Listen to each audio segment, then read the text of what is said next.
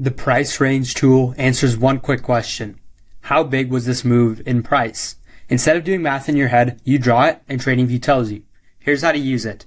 Hop on any chart, go to the left-hand side, then go to Forecasting and Measurement Tools. On the bottom, you'll see Price Range. We'll just click it in the Quick Select right here. Now, it's super simple. Simply click at the bottom of the move you want to measure, then click at the top. Let's go from here to here.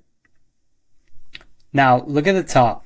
It's telling you however many dollars and what the percent was for that specific move. Now, the whole point is that it measures price only, straight up or down, no time involved. It's perfect for quickly checking how far an asset pushed off a low or how deep a pullback went.